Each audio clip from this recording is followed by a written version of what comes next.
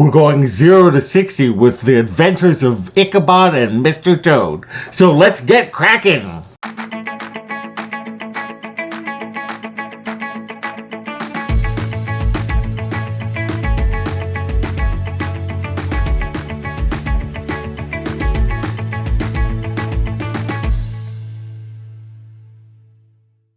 Hello all my explorers, and welcome back to Loren's Adventures Out There. And if you are new, thank you so much for joining us. We really appreciate it. My name is Loren. I'm with Castlescapes and Clones, where we discuss everything in the Disney universe. We do unboxings, hauls, pins, box swaps, Disney news, Disney reviews, and more. So if that sounds fun to you, we'd love it if you would subscribe to our channel, hit the bell for notifications, and do like this post.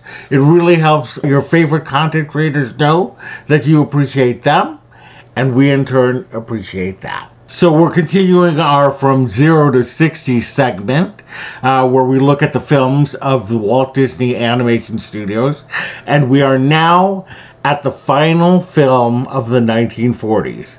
This is also the final package film that the Walt Disney Animation Studios would do.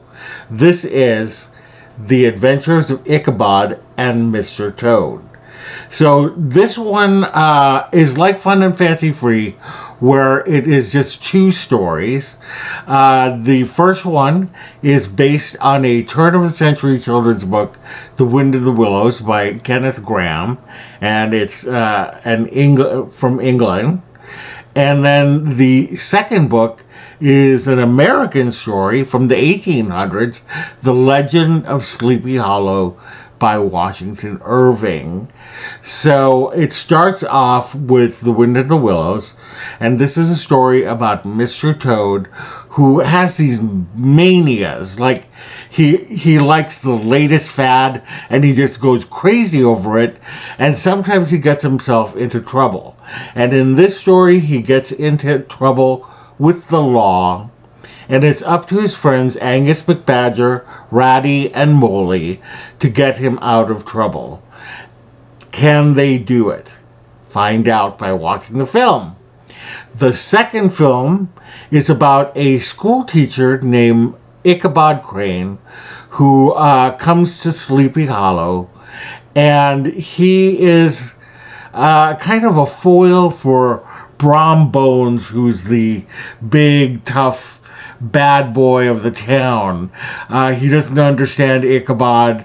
He's this kind of nerdy guy, but the gals seem to like him, and he ends up in a competition for the hand of Katrina Van Tassel, who is the probably the most beautiful girl in town.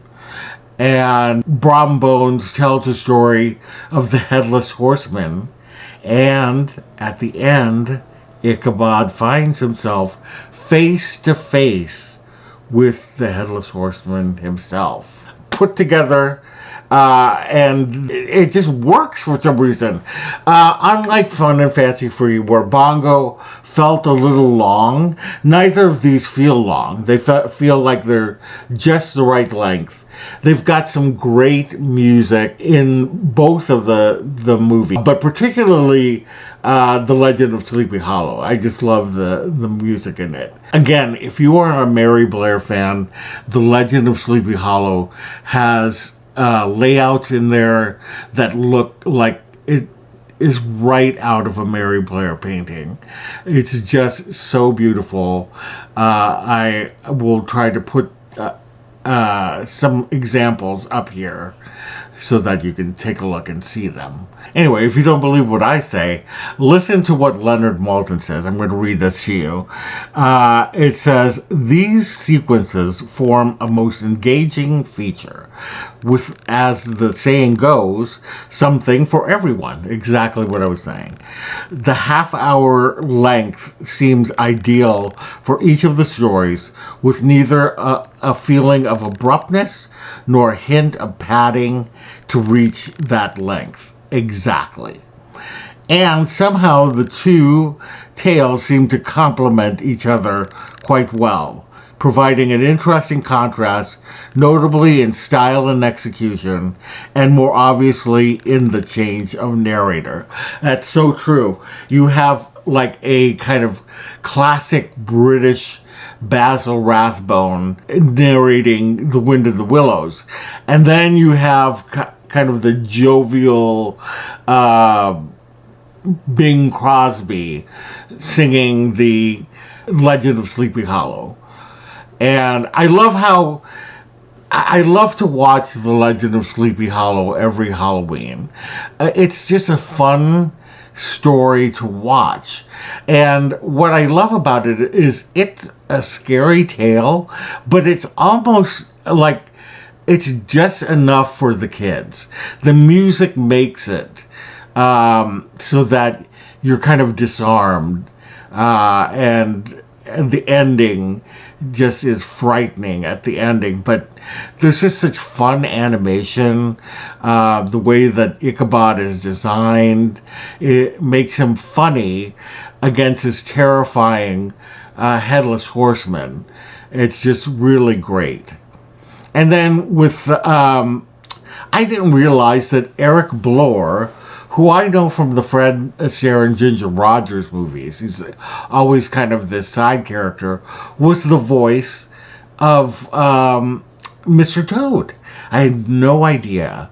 For me, he's legendary because I love him as one of these kind of character actors in the Fred Astaire and Ginger Rogers films. But many of you might not know him. Go and watch some of his films and you'll hear his voice in it. Anyway, I think that they're both great films. And as Leonard Maltin says, they complement each other quite well. So definitely give this a try if you have not watched it before. It's just a people pleaser. So anyway, that is it.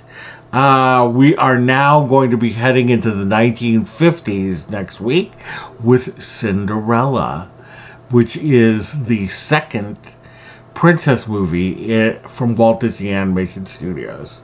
And we'll see how we feel about that. In the meantime, if you had fun watching this, we would love it if you would subscribe to our channel. Hit that bell for notification and do like this post. This really does help us out. Visit us on all of our socials down below. Visit our website at www.castlescapesandclones.com. Thank you so much for joining us, and we will see you later. Bye.